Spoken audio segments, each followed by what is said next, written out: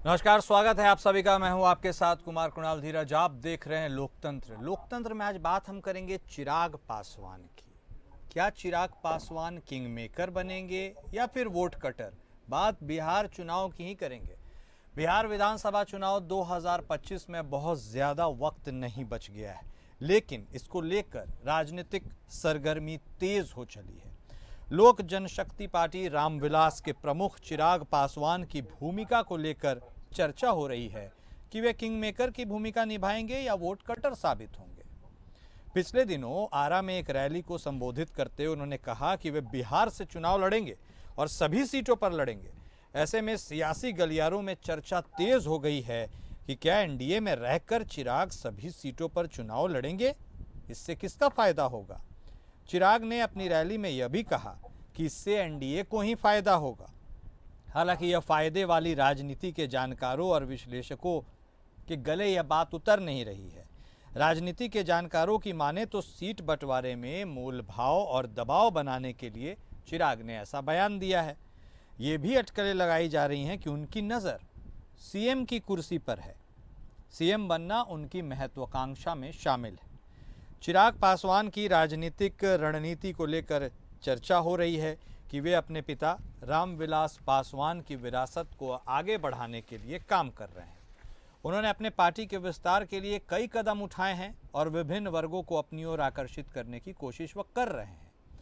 बिहार चुनाव 2025 में चिराग पासवान की भूमिका को लेकर कई तरह की अटकलें लगाई जा रही हैं।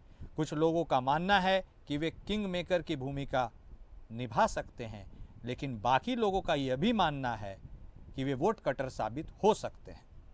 2020 में चिराग पासवान ने 135 सीटों पर चुनाव लड़ा था। इस कारण उनकी पार्टी ने जेडीयू को काफ़ी नुकसान पहुंचाया। उन्होंने सभी जगह वोट तो पीएम मोदी के नाम पर मांगे, लेकिन चुनाव एनडीए से अलग होकर लड़े। इस चुनाव के बाद नीतीश कुमार चिराग पासवान से काफ़ी खफा हो गए। आज हम बिहार चुनाव में चिराग की भूमिका पर नज़र डालेंगे और उनकी रणनीति को समझेंगे। हम ये भी समझेंगे कि तमाम दल लोक जनशक्ति पार्टी रामविलास के प्रति क्या रुख अपनाएगी और क्या रणनीति रखती है।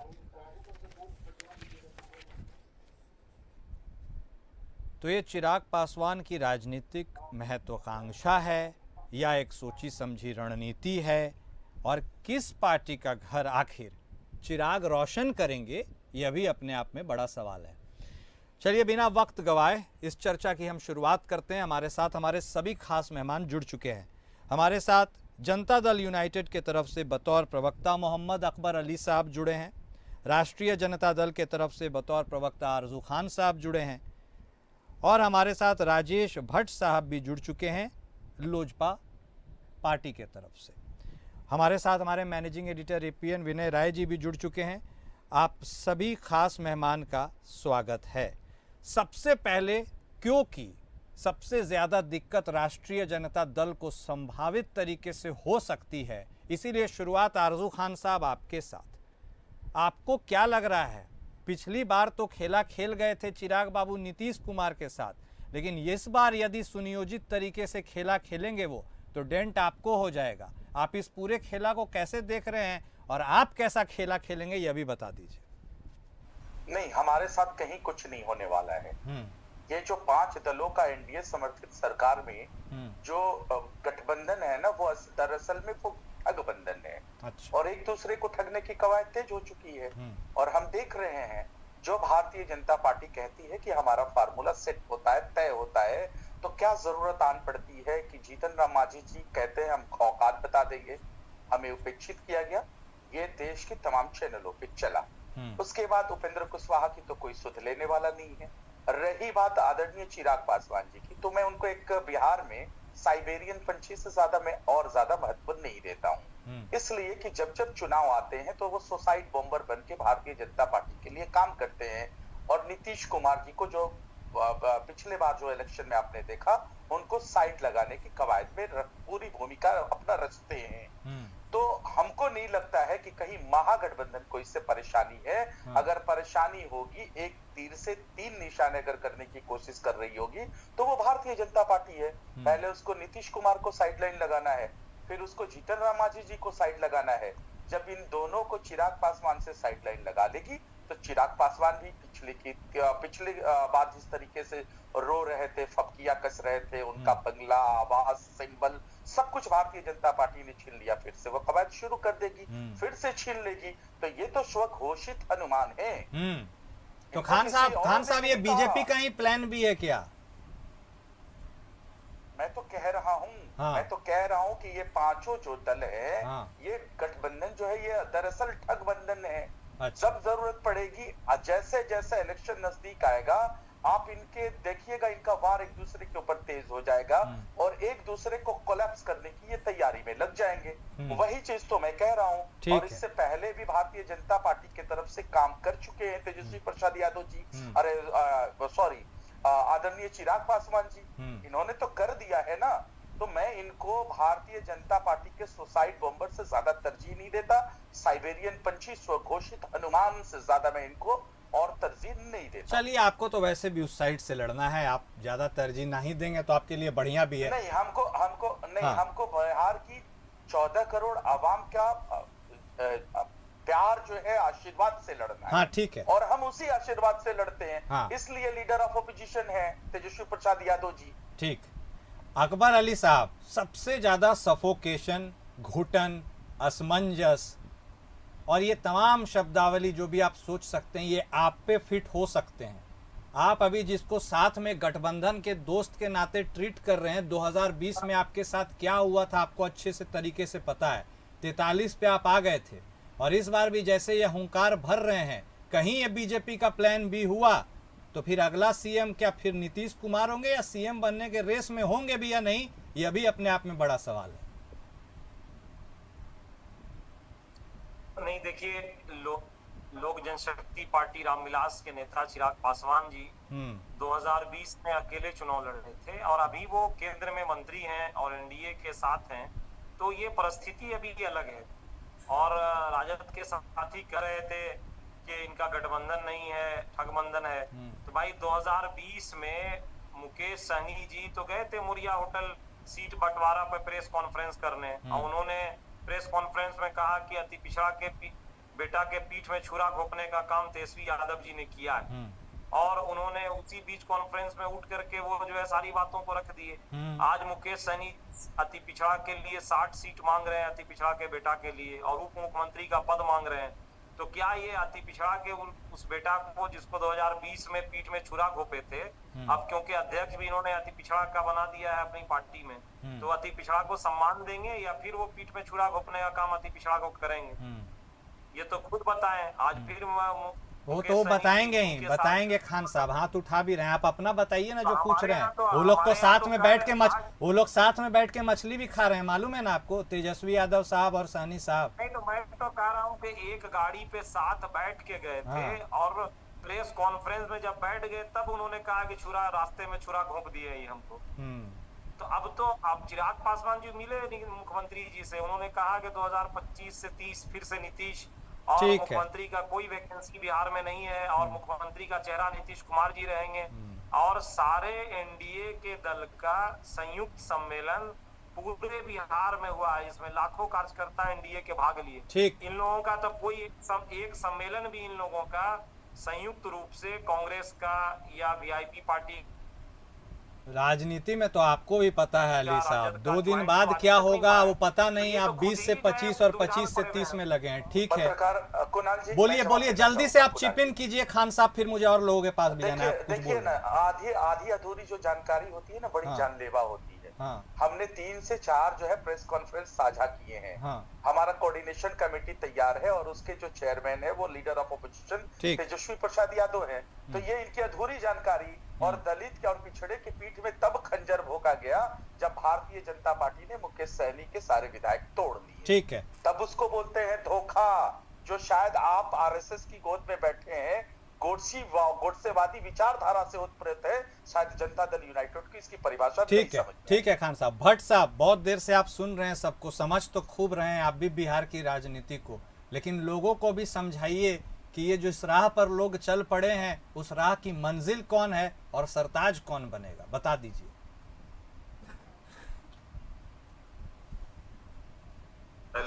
आरजू खान साहब का जवाब दे दूं।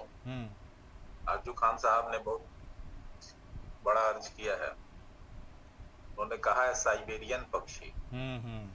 तो आरजू खान जी से मैं आपके चैनल के माध्यम से पूछना चाहता हूँ कि जब बाढ़ होती है बिहार में, जब कोई आपदा होती है बिहार में, जब कोई दुर्घटना होती है बिहार में, तो इनके नेता जो है अमेरिका यात्रा पर क्यों रहते हैं? पार्ट टाइम पॉलिटिक्स वाले भी दूसरे को आक्षेप लगाएंगे और साइबेरियन पक्षी कहेंगे।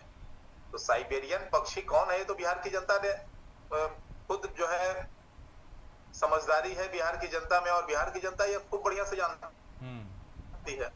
ये आरजू खान जी को कहने की जरूरत नहीं है। ये अपने पार्टी के नेता को साइबेरियन पक्षी दूसरे को कहने से अच्छा है कि खुद अपने गिरेबान में झांक। भाग्य ये है कि जब बिहार बाढ़ से डूब रहा था, ये साइबेरियन तरह हमें पिकनिक मना रहे थे। तेजस्वी यादव जी को सब कोई जानता है कि पार्ट टाइम पॉलिटिशियन है। जब बाहर से घूम के आते हैं 2 दिन अपना प्रेस कॉन्फ्रेंस करते हैं और फिर वापस चले जाते हैं। तो कौन साइबेरियन पक्षी है ये तो सब कोई को पता है। दूसरी बात कहना चाहूंगा कि हमारे पार्टी के राष्ट्रीय अध्यक्ष आदरणीय श्री चिराग पासवान जी मजबूत घटक दल के बड़े निष्ठावान और कर्मठ सिपाही हैं, और एनडीए को रोशन करने के लिए चिराग है, ना कि किसी और को। और इस बार ये बौखलाहट बता रहा है कि चिराग जी के एनडीए में आने से राजद क्यों घबराई हुई है। ये तो सबको पता है कि 2020 में अगर हम लोग अकेले नहीं लड़े होते तो शायद ये 71 का आंकड़ा नहीं देख पाते, ये 30 के करीब। भट्ट साहब खुद भी चुनाव लड़ेंगे क्या? विधानसभा चुनाव लड़ेंगे क्या चिराग पासवान? ये भी बता दीजिए। एनडीए के एक मजबूत घटक दल के रूप में हम लोग लड़ने जा रहे हैं, और एनडीए के साथ लड़ने जा रहे हैं। आरजू खान जी को पता है कि इस बार 30 नहीं 3 भी बचेगा कि नहीं, ये सबसे बड़ा सवाल है। तो मजबूत बीजेपी को बनाइएगा, मजबूत आप बीजेपी को बनाइएगा, या फिर नीतीश। भट्ट साहब इस गठबंधन की मजबूती की आप बात कर रहे हैं, मजबूत आप बीजेपी को बनाइएगा अपने इस दांव से और मजबूर कर दीजिएगा नीतीश कुमार को। क्या सोच है? नहीं, हम लोग एनडीए को मजबूत करेंगे। एनडीए के सर्वमान्य नेता माननीय मुख्यमंत्री नीतीश कुमार जी है, और उनके चेहरे पे हम चुनाव लड़ने जा रहे हैं। तो इसमें कोई शक नहीं है कि पूरा एनडीए मजबूत होगा। माननीय मुख्यमंत्री नीतीश कुमार जी मजबूत होंगे, और इस बार बेड़ागर किसका होना है ये सबको पता है। अगर हम अलग नहीं लड़े होते तो मैं तो फिर से कह रहा हूँ कि 71 का जो आंकड़ा दिखा रहे हैं राजद वाले लोग, और इस पर उनको गुमान है, बहुत ज्यादा अहम हो गया है। ठीक, तो इस बार समझ में आ जाएगा कि 3 सीट के लिए भी उन्हें जूझना पड़ेगा। ठीक है, आते हैं खान साहब आपके पास। उसके पहले ठीक है। विनय राय जी भी बहुत देर से आप सबको सुन रहे हैं, वेटिंग में। और उसके लिए जिस तरह ठीक है भट्ट साहब, बेहतर समन्वय बनाया गया है। ठीक है विनय जी, अब चिराग पासवान सभी सीटों पे लड़े, 70 पे दावेदारी ठोके या 33-30 जितना पे भी लड़े, लेकिन वो जितने पे लड़ेंगे नुकसान किसको होगा, फायदा किसको होगा? इस पूरे गेम को आप कैसे देख रहे हैं?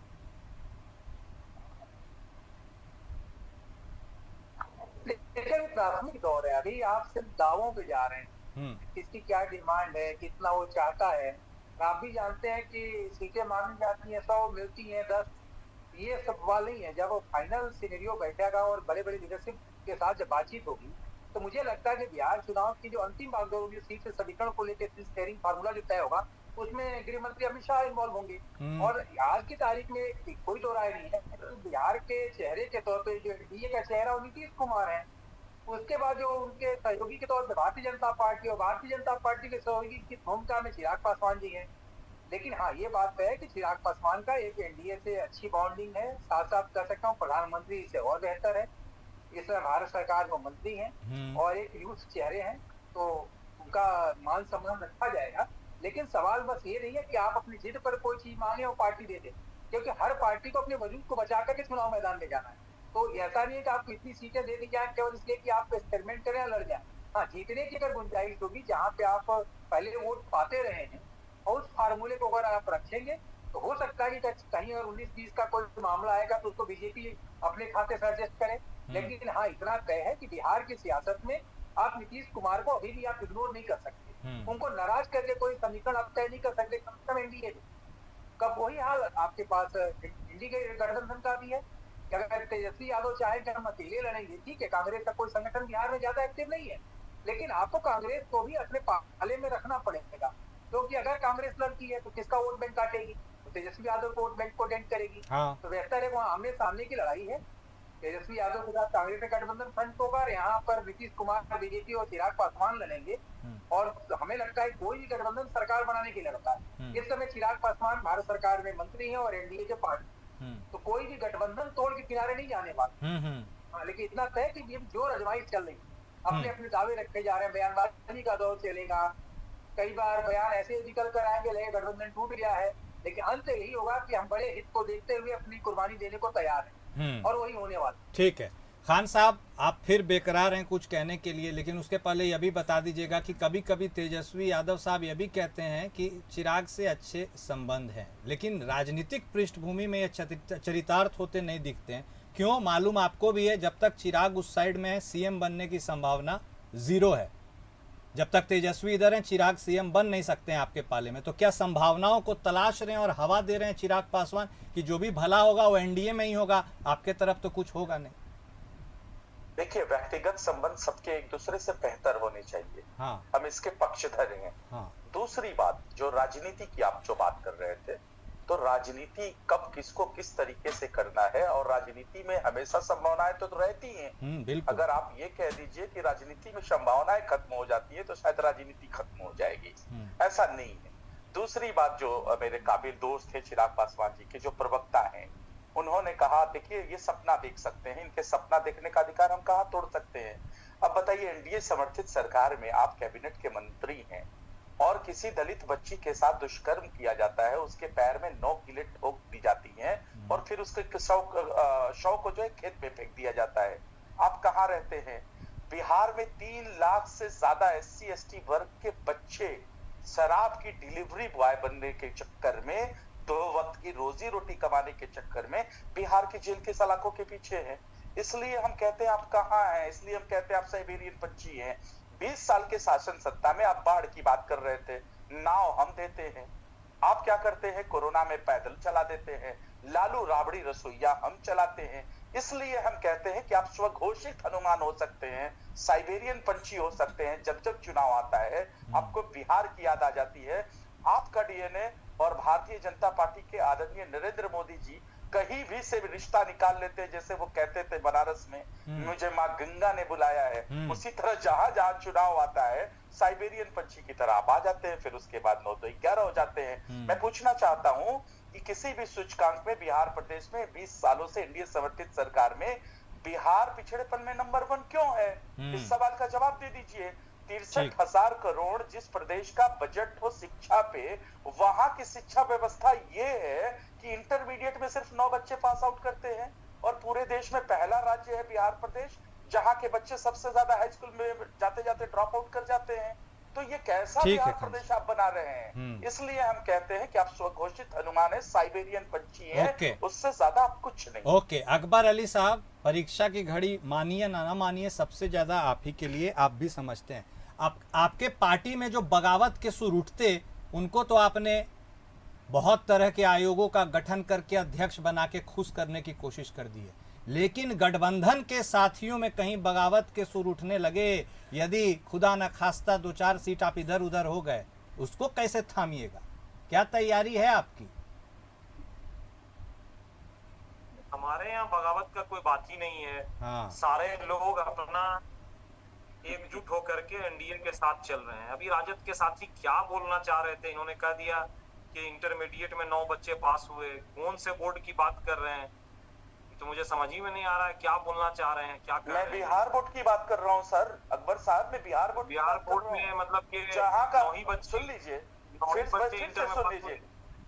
सुन ही लीजिए अकबर साहब, सुन लीजिए। आप भारत सरकार का डेटा उठाइए और बिहार सरकार का, और मैं अगर गलत हूँ तो मैं ऑन नहीं, आप एबीएन क्या चैनल बोलना पे मैं कह रहा हूँ मैं राजनीति अरे छोड़ भाई, आप दूंगा। क्या बोलना चाह मैं रहे हैं? बोलना ये पूरी चाहता बिहार- हूँ कि जिस बिहार प्रदेश का बजट 63,000 करोड़ रुपए है, शिक्षा पे जो बिहार बजट जो पास करती है, उसमें इंटरमीडिएट में ये हालत है कि 100 में सिर्फ 9 बच्चे इंटरमीडिएट में पास आउट करते हैं। सबसे ज्यादा पूरे राज्य में बिहार प्रदेश ऐसा वाहिद राज्य है, इकलौता राज्य है जहां बच्चे हाई स्कूल जाते जाते सबसे ज्यादा ड्रॉप आउट करते हैं, यानी स्कूल की पढ़ाई छोड़ देते हैं। ये ठीक आपका है। शिक्षा व्यवस्था है, मैंने उन चीजों को रखा है, और ये बिहार ये सरकार और आप- भारत ये सरकार का नहीं- डेटा ठीक है खान साहब, आपने आपको- विस्तृत बता दिया। अब आपको आंकड़ों की बाजीगरी आप आपको लोग शायद- समझ लीजिएगा। बोलिए अकबर अली साहब। सुन लीजिए, ये गलत आंकड़ा प्रस्तुत कर रहे हैं। हाँ आप बिहार मुझे में झूठा साबित जितने- करिए।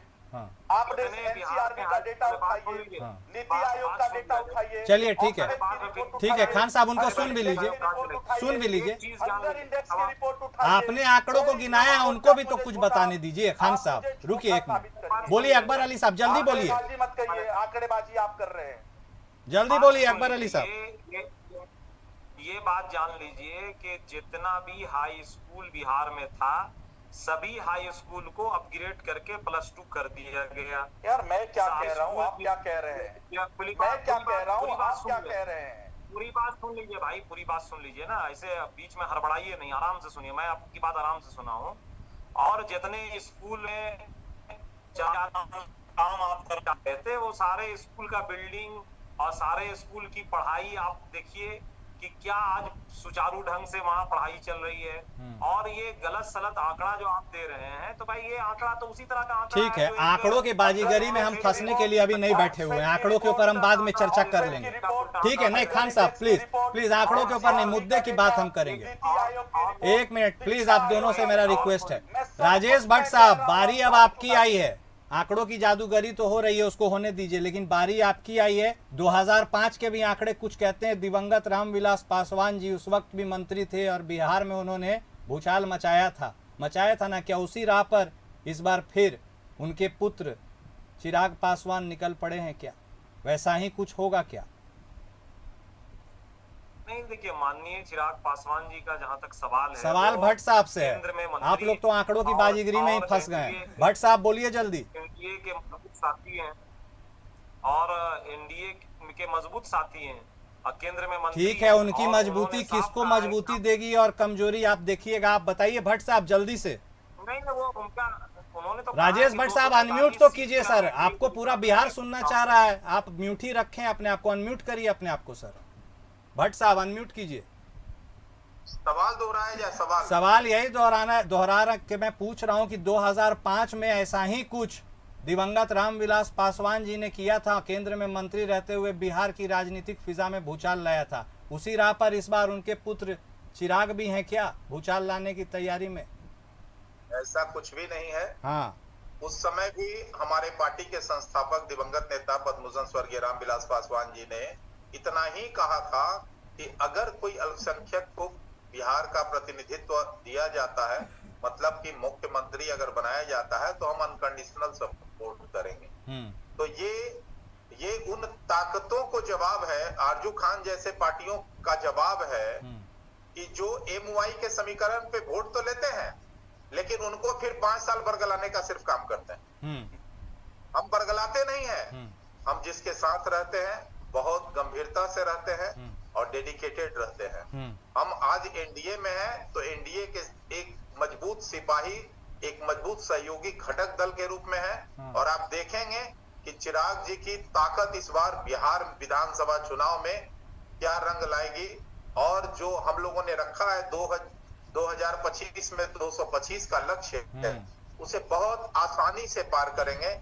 इसलिए कि बिहार अब नहीं चाहता जंगल राज की पुनरावृत्ति। अभी आरजू खान जी जो डेटा लेके बैठे हुए हैं, शायद ये 2005 के पहले का है।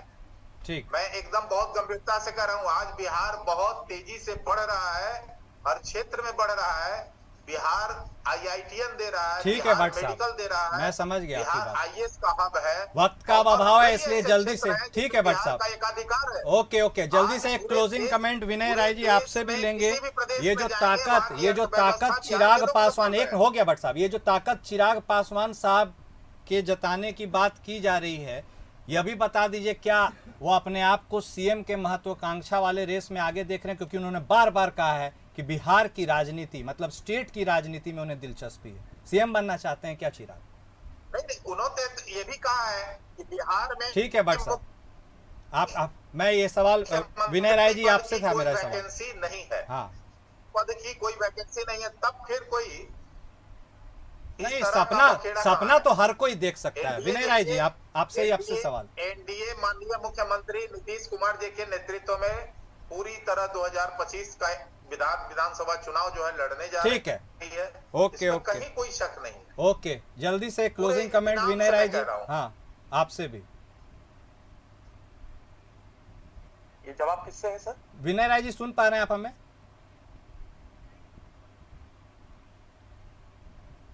आवाज पहुंच रही है सर आपके पास? आप म्यूट पर हैं शायद, एक बार चेक कर लीजिए। हाँ मैं ये बोल रहा हूँ, चिराग पासवान की बढ़ती हुई ताकत क्या उनके सीएम बनने की महत्वाकांक्षा को हवा दे रही है? क्योंकि स्टेट की राजनीति में वो बहुत इच्छुक हैं, बार बार कह चुके हैं। देखिए अगर कोई महत्वाकांक्षा रखे तो बुरी बात नहीं है, लेकिन मुझे लगता है राजनीति में धैर्य बहुत बड़ी चीज है। और कम से कम आरजेडी में नई जनरेशन का पदार्पण हो चुका है और अभी तक बीजेपी और खास तौर से कह सकते हैं कि नीतीश कुमार जो जेडीयू है इसमें अभी नई लीडरशिप का आना बाकी है, क्योंकि एज फैक्टर आज भी तत्कालीन मुख्यमंत्री है के साथ एज फैक्टर काउंट कर रहा है।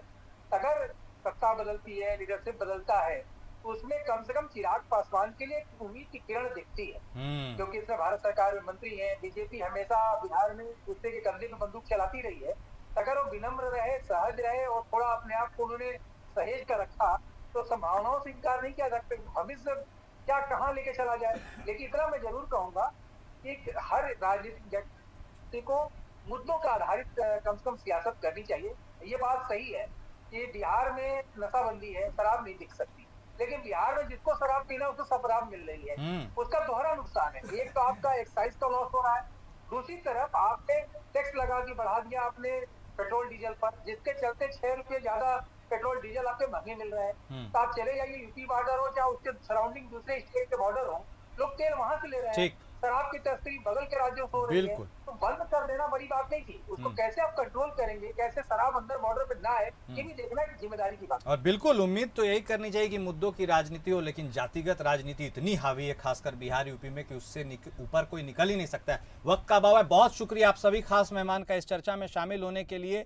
और हमारे दर्शकों को अपने मन की बात बताने के लिए। तो देखिए बिहार में क्या होगा, जो होगा सो होगा, लेकिन फिलहाल जो चिराग कर रहे हैं उससे किस खेमे में खलबली ज्यादा मचती है, इसी के ऊपर सबकी निगाह है।